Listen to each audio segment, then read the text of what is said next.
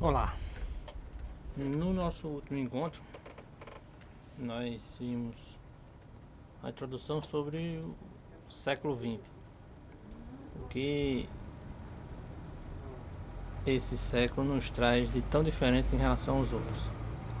Vimos toda a contextualização do que os primeiros anos trazia, as consequências que aquela efervescência de novas tecnologias e novos pensamentos desencadeou a Primeira Guerra Mundial e as consequências dessa Primeira Guerra Mundial, ou dessa primeira parte da Grande Guerra, como alguns chamam, vai transformar toda a política mundial, especialmente na Europa, com o surgimento dos regimes totalitários, o conhecido totalitarismo.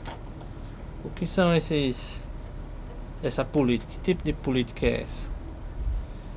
Às vezes nós confundimos o totalitarismo com o autoritarismo, ambas, apesar de se assemelharem muito, têm certas diferenças. O totalitarismo é um sistema político ou uma forma de governo que proíbe partidos de oposição. Isso também acontece no autoritarismo. Aí já começa a nos levar a ter dúvidas qual a diferença entre os dois. Mas vamos seguir em frente, que assim nós vamos descobrir a diferença. Restringe a oposição individual ao Estado e às suas alegações. E por último, exerce um elevado grau de controle na vida pública e privada dos cidadãos. Pronto. Essas duas últimas traz a principal diferença do totalitarismo em relação ao autoritarismo. O autoritarismo é um sistema de governo em que o indivíduo se torna o poder em todas as suas vertentes, poder estatal, e persegue os seus opositores, não permitindo nenhuma oposição. Porém, a sociedade em si consegue ter uma certa liberdade, entre aspas. Como, por exemplo, nós podemos citar um exemplo bem mais fácil de autoritarismo ou absolutismo. Já o totalitarismo não. Como o nome diz, é um controle total. Todas as suas ideias e seus pensamentos estão controladas pelo Estado. O Estado exerce um poder totalmente controlador entre todas as suas ramificações e em todos os lados sociais. Como esse tipo de governo vai surgir? Ele surge ao final da Primeira Guerra Mundial, em que todas as democracias liberais e todos os impérios ruem ou entram em crise. Então é necessário uma nova forma de governo que ponha em controle toda a sociedade. A Primeira Guerra Mundial traz resultados desastrosos em todos os ramos sociais, econômicos, e nesse contexto vários partidos começaram a discutir ideias para que controlassem todo o meio da sociedade, em que se direciona esse totalitarismo na necessidade de direcionar a produção industrial para as necessidades geradas pela guerra. As indústrias vão se alinhar de acordo com o que as consequências da guerra trouxeram. Em alguns países, mais indústria bélica, e em outros, indústrias em que possam financiar a reconstrução de outros países, como os Estados Unidos conseguiu ter um boom econômico graças à Primeira Guerra Mundial, que ele estava longe do contexto, mas devido exatamente estar longe com a indústria a 1000 por hora, começou a enviar produtos para a Europa e ajudou financeiramente a se reconstruir nesse período entre guerras. Isso fez com que a economia deles aumentasse demais em sua indústria também. Na indústria norte-americana, ela teve um boom em todos os lados. Em consequência, a população não acompanhava a quantidade de produtos que saíam, que vai gerar uma crise econômica alguns anos depois da Primeira Guerra Mundial. Nos outros países da Europa, principalmente, se direcionaram as indústrias de acordo com os interesses das elites. É claro que, por exemplo, na Itália e na Alemanha, alguns anos depois, a Alemanha mesmo não cumpre uma das suas penas na condenação ao final da Primeira Guerra Mundial, que era de não se rearmar, e ela começa a produzir armas. A indústria bélica alemã, durante o período nazista, vai se tornar uma potência mundial assustadora, com várias inovações tecnológicas. E como esse totalitarismo vai alcançar tanto sucesso no meio de uma sociedade em que já temia um novo conflito daqueles, uma nova pandemia como nós vimos, a gripe espanhola teve repercussão entre os anos 1918 até 1919, um meio muito simples, que é a propaganda. A propaganda foi utilizada de maneira extremamente estratégica para que esses partidos totalitários tivessem sucesso. Foi o elemento essencial para o controle das massas. O que é que essa propaganda trazia? Teorias conspiratórias a uma realidade criada, muito semelhante ao que está acontecendo, se nós pegarmos exemplo, o resultado agora das eleições norte-americanas, em que o atual, que deixará de ser presidente, afirma e reafirma que houve fraude. Ele criou uma realidade para si e usa isso como fonte de propaganda. Fez o mesmo 4 anos atrás com vários discursos, utilizando-se das outras ferramentas de propaganda, como a internet e as redes sociais. Porém, no início do século XX, nos anos 20, isso não era possível. Os únicos meios de controle de massa eram as rádios e os discursos longuíssimos que os chefes de partidos traziam e convenciam a massa com suas conspirações de que, por exemplo, na Europa Ocidental, afirmavam o perigo do avanço da União Soviética sobre a estrutura vigente, o fim da propriedade privada, entre outros. Criou-se na Alemanha, por exemplo, se reafirmou discursos preconceituosos sobre os judeus, que levou ao que nós vamos ver futuramente. Então eles criavam conspirações fictícias e tornavam elas verdades absolutas para a população e findavam tendo sucesso. Como esse totalitarismo se configura, se mostra? Existe totalitarismo tanto de direita quanto totalitarismo de esquerda.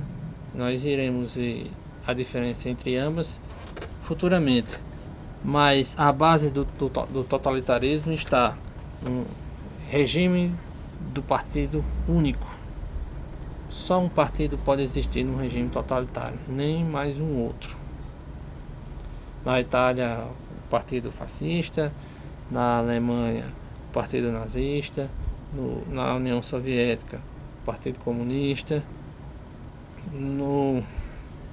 em Portugal, o salazarianismo, e por aí vai, que nós vamos conhecer. Burocratização do aparelho estatal, dominação legal.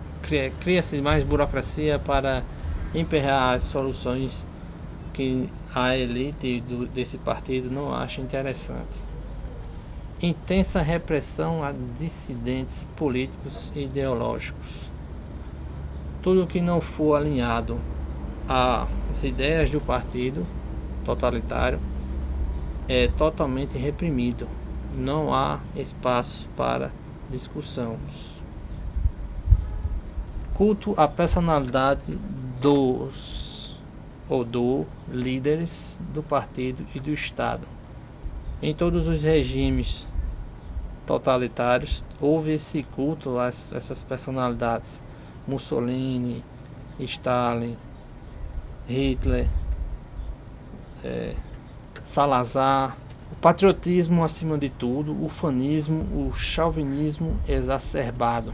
A pátria é mais importante do que qualquer outra coisa no regime totalitário. Intensa presença de propaganda estatal e incentivo ao patriotismo como forma de organização dos trabalhadores. Como eu falei, a propaganda era a ferramenta-chave para que o totalitarismo tivesse sucesso. Então ela tinha que estar presente, mostrando que o Estado era bom e que incentivava o patriotismo e a melhoria do trabalho. Censura aos meios de comunicação e expressão.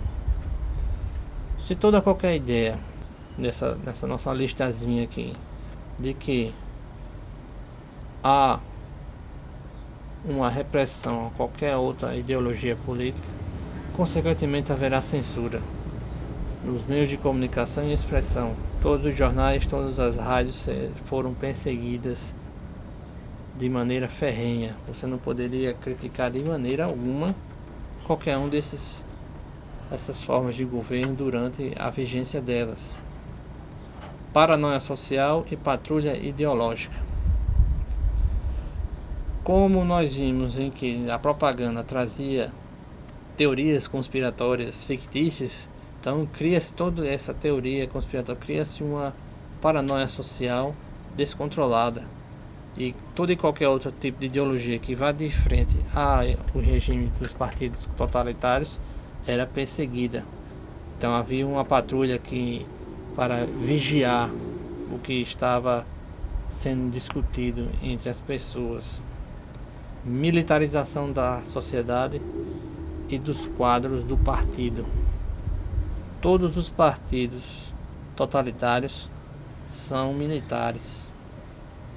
O fascismo de Mussolini, o nazismo de Hitler, o comunismo de Stalin, o salazarianismo de Salazar, todos eles têm flertes com ou são juntos com os militares. E no Brasil também, com o Estado Novo, Getúlio entrou como militar e assim continua. E no Estado Novo ele aplica um golpe fascista no Brasil. Nós vamos entender isso tudo logo mais. Expansionismo. É esse expansionismo que vai vai desencadear um novo conflito na Europa. A Alemanha, por exemplo, não estava satisfeita em seu território e as percas que teve na Primeira Guerra Mundial, quis expandir a sua ideologia nazista e alcançar novas fontes de energia e que, por exemplo, no norte da França possuía.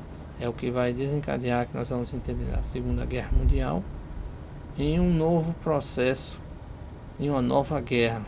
Busca de um inimigo em comum para justificar o endurecimento do regime. Negros, judeus, socialistas na doutrina nazi-fascista, burgueses na doutrina stalinista. O totalitarismo necessita de que exista um inimigo, mesmo que esse inimigo não exista. No nazifascismo nazista, os nazistas colocavam culpa nos judeus, nos homossexuais, nos mestiços, em todos aqueles que, segundo a doutrina deles, não se encaixava e era prejudicial à economia alemã. E juntamente com os socialistas, porque eles diziam que os socialistas punham em risco a propriedade do indivíduo.